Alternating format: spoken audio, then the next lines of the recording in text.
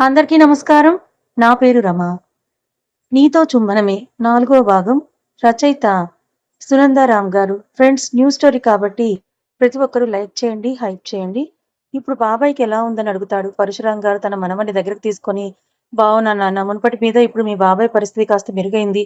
లేచి తిరగలేరు కానీ, మనం అడిగిన దానికి మెల్లిగా ఒక్క పదాన్ని కూడా కూడగట్టుకుంటూ సమాధానం చెప్పగలుగుతున్నాడని అంటారు. సిద్ధు తన బాబాయ్ వైపు తిరిగి ఎలా ఉన్నారు బాబాయ్ అని అడుగుతాడు. బాగున్నాను అని ఒక్కో పదాన్ని కలుపుకుంటూ మాట్లాడగలుగుతారు. సిద్ధు, నువ్వు వెళ్ళి రెడీ అవ్వు నాన్న, వ్రతానికి టైం అవుతోందని చెప్పి పంపిస్తారు త్రిపుర గారు. వ్రతానికి ఏర్పాట్లు చేయడంలో మునిగిపోయి ఉంటారు. సురేఖ గారు, సునీత గారు, కుమారి గారు ఇద్దరు తనకి పనుల్లో సాయం చేస్తూ, త్రిపు బామ్మ, పరశురాం గారు వచ్చిన గెస్టులను పలకరిస్తూ, మనోహర్ గారు ఏర్పాట్లు సరిగ్గా జరుగుతున్నాయి లేదో అని దగ్గరుండి చేయిస్తూ, ఇలా అందరూ ఎవరి పనుల్లో వాళ్ళు బిజీగా ఉంటారు.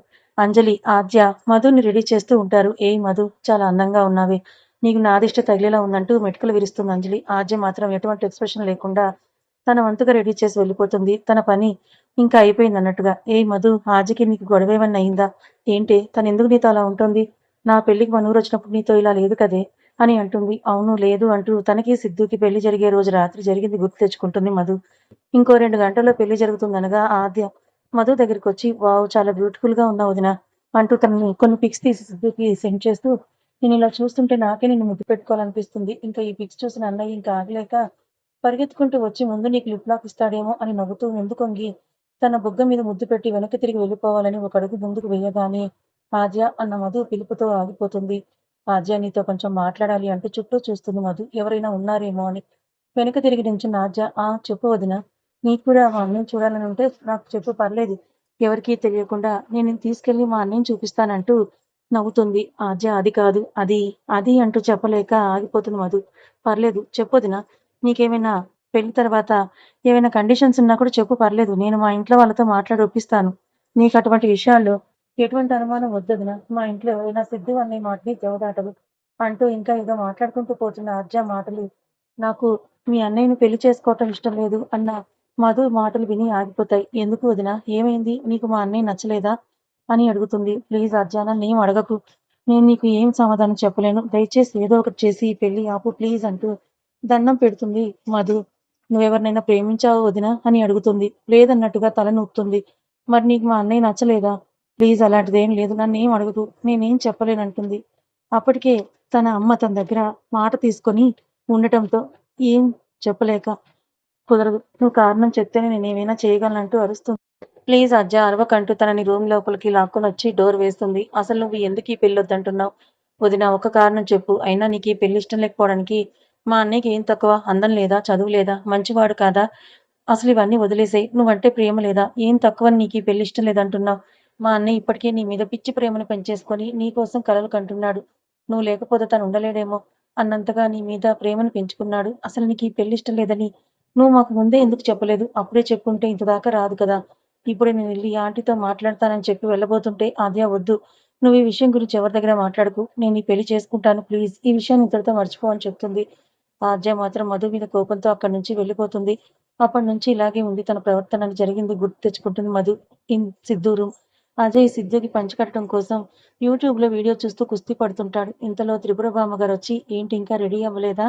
ఆలస్యం అవుతోంది నాన్నా అని అంటారు. అయిపోయింది నానమ్మ, పంచె కట్టుకోవడంలో ఆలస్యం అవుతోందని అంటూ పంచెను చుట్టుకొని దాన్ని ఎలా దోపుకోవాలో అర్థం కాక చూస్తూ అయ్యో కన్నయ్య, పంచె కట్టుకోవడం అలా కాదంటూ పంచె తీసుకొని తనే కడతారు.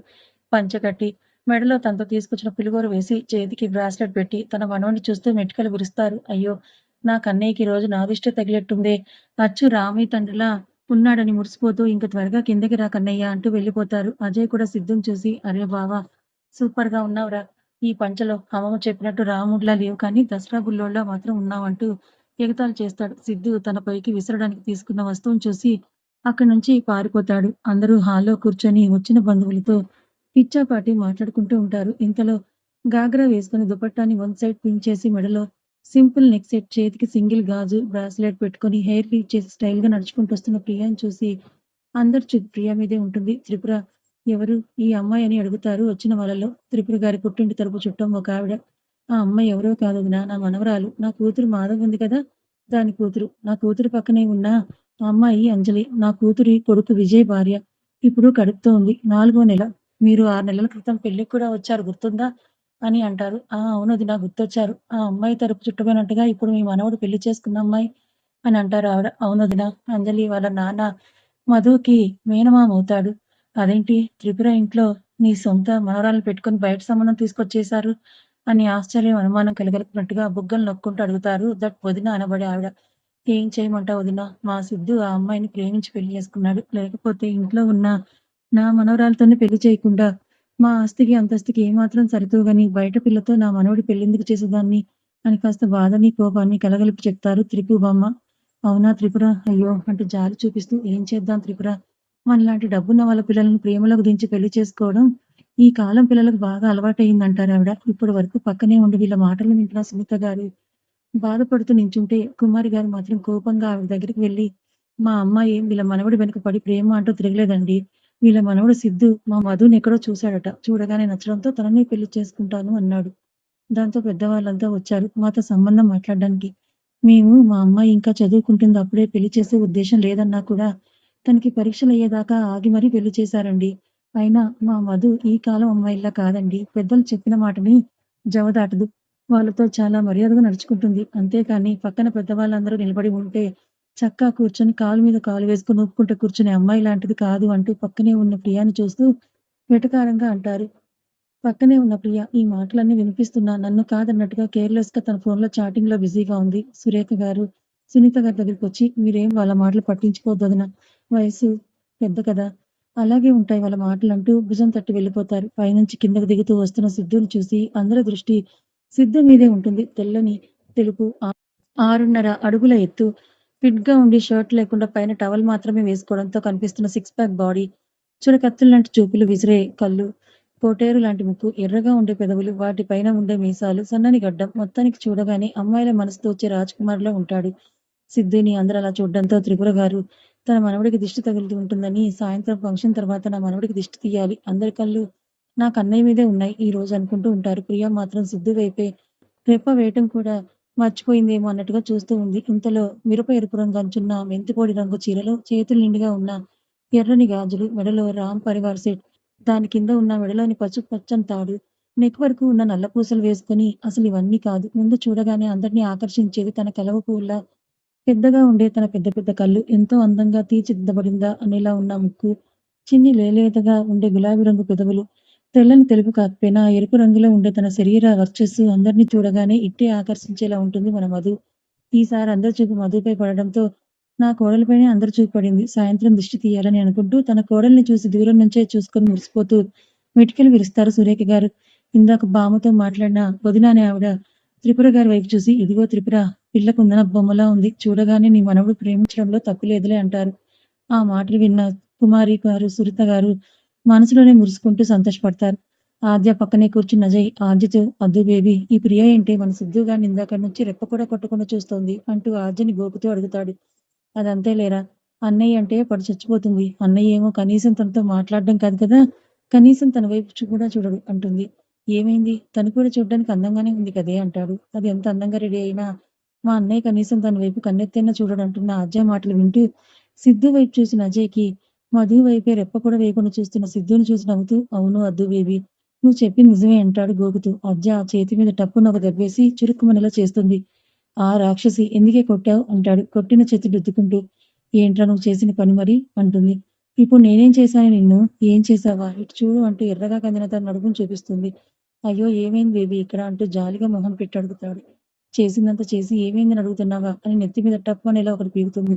ఒసేయ్ దెయ్యమా ముందు నేనేం చేశానో చెప్పి కొట్టవే అంటాడు. ఒరేయ్ నువ్వే కదరా ఇప్పటి వరకు నా నడుముని తోలుడిపోయేలా గోకి ఎర్రగా చేశావంటుంది. అవునా సారీ బంగారం. ఏదో మెత్తగా ఉంటేనే గోకుంటాను కానీ పద మన రూమ్‌కి తీసుకెళ్ళి మందు రాస్తానంటూ నడుమును చూస్తూ గుటకలు వేస్తాడు.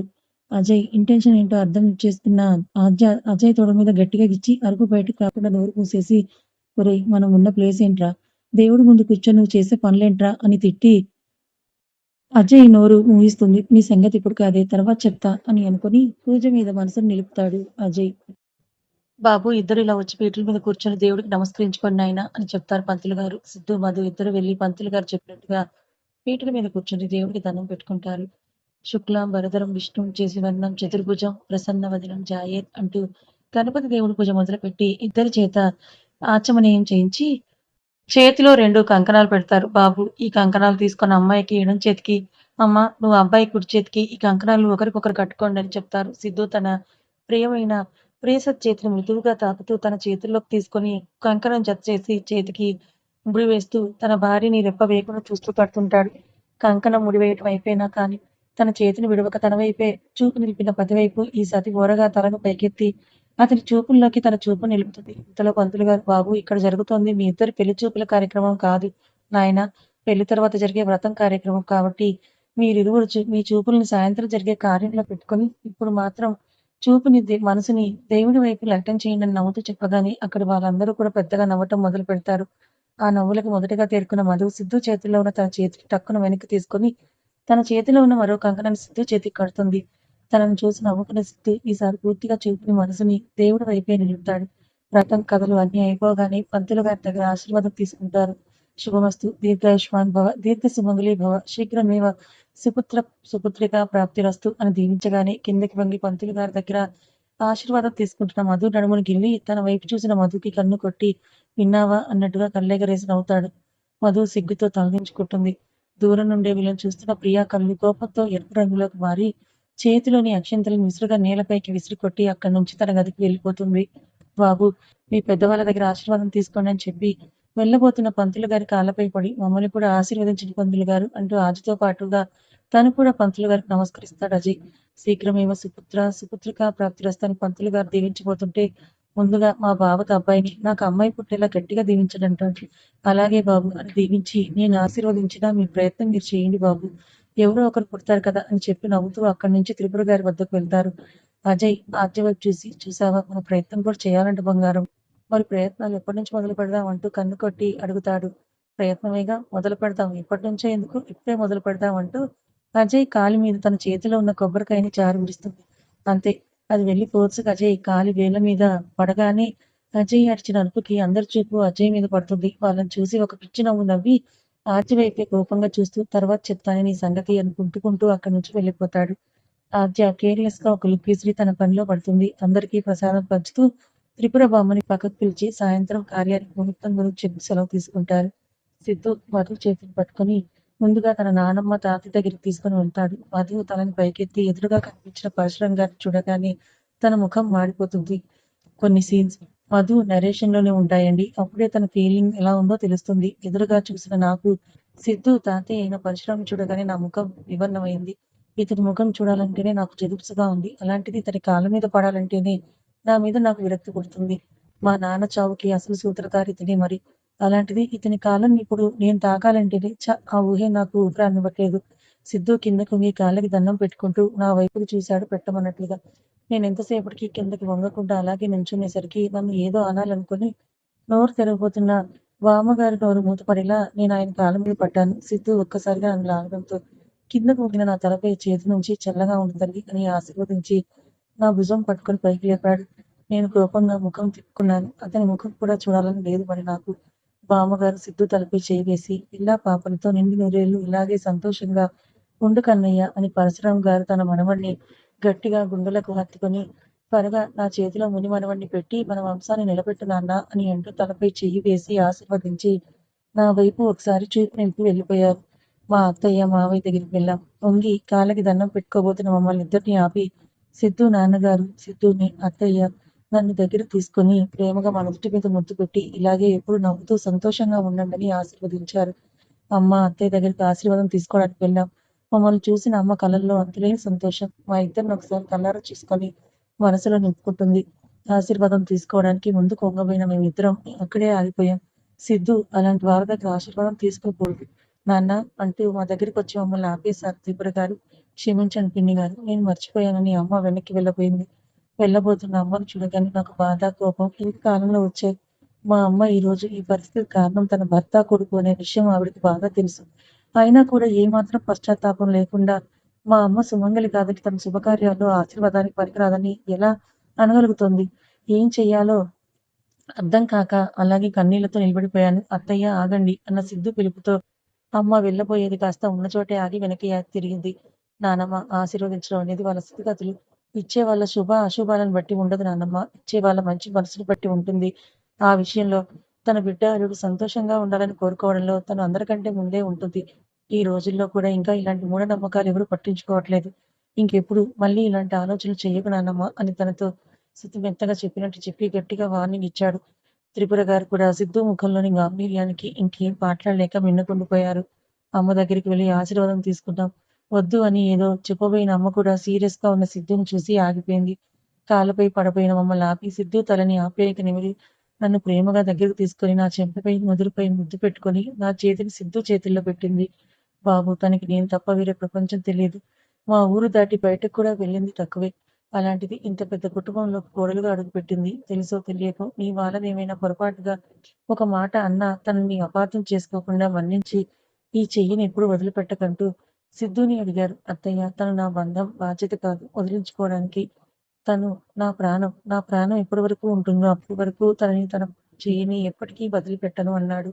ఆ మాటతో అప్పటి వరకు భారంతో పరిగెత్తిన నా హృదయం ఒక్కసారిగా తేలికైనట్టు అనిపించింది. తల దించుకొని నేలను చూస్తున్న నేను ఉన్నపాటుగా అతన్ని చూడాలని మనసు ఉరకలు వేసింది. సిద్ధి వైపు చూసిన నా చూపు ఈసారి అతని చూపుల బందీ అయి అతని మనసు ఏంటో నా మనసుకు తెలిసేలా చేసింది. అతని చూపుల బాణాలు ఈసారి గురి చూసి నా మనసులోకి చొచ్చుకుపోయాయి. కానీ ఏం చెయ్యను. మనసు పొరల్లో దాగి ఉన్న అతని మీద ప్రేమ నా మనసు తెలుసుకునే దానికి స్పందించే లోపే మెదడు దాని మూలాలతో సహా దాన్ని పెకిలించి వేస్తుంది. నా మనసుకు మెదడుకు జరుగుతున్న సంఘర్షణలో చివరికి ఏది గెలుస్తుందో కాలమే చెప్పాలి. తెల్లని చీరలో అరవిరిసిన మందారంలా ఉన్న నన్ను నేను అద్దంలో చూసుకుంటున్నాను. చెవులకు పెట్టిన చిన్ని బుట్టలు, దానికి అమర్చిన చెంపస్వరాలు, కమ్మలు నా చెవులకు మరింత అందాన్ని తెచ్చాయి. ముక్కుకు ముత్యం ఉన్న ముక్క పుడక, గులాబీ రంగులో ఉండే పెదవులకి ఎటువంటి అలంకారము అవసరం లేకుండా వేసిన స్ట్రాబెర్రీ లిప్ జెల్, మెడలో పెద్దగా అలంకరణ లేకుండా అందాన్ని తెచ్చిన పసుపు తాడు, నల్లపూసల దండ, సింపుల్ గా ఉండే కాసుల నెక్లాస్ తో నా మెడ భాగం మరింతగా మెరుస్తూ చూస్తున్న నాకే కొత్తగా కనిపిస్తుంది. చేతులకు ఉన్న మట్టి గాజులు, దానికి మధ్యలో అత్తయ్య వేసిన బంగారపు గాజులు నా చేతి వన్నెని మరింతగా మెరిపిస్తున్నాయి. కాళ్ళకు పెట్టిన గోరింటాకు, పెళ్లికి తెచ్చిన వెండి పట్టీలు, దానికి తోడుగా జత కలిసిన నేను ఇంకొకటి సొత్తు అని చెప్పగలిగే వెండి పట్టీలు, వీటిని చూడగానే నా మనసు ఇది అని చెప్పలేని భావాలతో నిండుకుంది. వావ్! గార్జియస్ గా ఉన్నావు తెలుసా? ఇలా కనుక సిద్ధు అనే నిన్ను చూస్తే మేము నిన్ను గదిలోకి పంపే ముందే తనే నిన్ను ఎత్తుకుపోతాడేమో అంది అంజలి. ఆ మాటతో ఒక్కసారిగా నిన్న జరిగిన సంఘటన కళ్ళ ముందుకొచ్చింది. ఏ ఫ్యూ మినిట్స్ బిఫోర్ పాయసం గిన్నెతో రూమ్ బయట టెన్షన్ పడుతూ వెళ్ళాలా వద్దా అని జరుగుతూ నించున్న నేను ఇంక తిరిగి వెళ్దాం అని ముందుకు 2 అడుగులు వేశానో లేదో ఎదురుగా మెట్లపైకి పైకెక్కుతూ వస్తున్న సిద్ధు నానమ్మ కనిపించారు. అంతే టక్కున సిద్ధు రూమ్‌లోకి పరిగెత్తాను. నేను రూమ్‌లోకి పరిగెత్తడం, సిద్ధు రూమ్ డోర్ క్లోజ్ చేయడం, నన్ను డోర్‌కి లాక్ చేయడం, నా పెదవుల్ని తన పెదవులతో మూసేయడం ఏకకాలంలో జరిగిపోయాయి. నేను తేరుకొని చూసే లోపలే హీరో గారు నా పెదవులపై దాడి చేసి, నా పెదవులను మధువులను ద్రోవుకొని ఏమీ ఎరగని చిన్ని కృష్ణయ్యలా ముఖం అమాయకంగా పెట్టుకొని, తన షర్ట్ క్రాఫ్ సరిచేసుకొని, ఫైల్స్ తీసుకొని షర్ట్ బటన్స్ పెట్టుకుంటూ ముందుకు కదిలాడు. నేను డైరెక్ట్‌గా దొరికినప్పుడే నా పెదవుల్ని వదల్లేదు. నన్ను వదిలిపెట్టలేదు. ఈసారి డైరెక్ట్‌గా నేనే తన పొందు కోసం గదిలోకి అడుగుపెడితే తను వదిలిపెట్టడేమో అని ఆలోచిస్తూ భయంతో వణికిపోతూ ఉన్నాను. కథ ఇంకా ఉంది. సిద్ధు మనసులో మధుపై ఎంతో ప్రేముంది. మరి ఆ ప్రేమ మధుకి అర్థమవుతుందా? మధు తండ్రి చనిపోవడానికి తన తాత, బాబాయిలే కారణమని సిద్ధుకి తెలుస్తుందా? మధు ఎందుకు తనని పెళ్లి చేసుకోనందో ఆద్య సిద్ధుకి చెప్పే ఉంటుందా? అసలు గతం ఏంటి? వీళ్ళ మధ్య ఏం జరిగిందో తెలుసుకోవాలనుకుంటే మన ఛానల్‌ని ఫాలో అవ్వండి. కథ నచ్చితే లైక్ చేయండి. ఇలాంటి మరిన్ని మంచి కథల కోసం ఛానల్‌ని సబ్స్క్రైబ్ చేసుకోండి. Thank you so much for watching.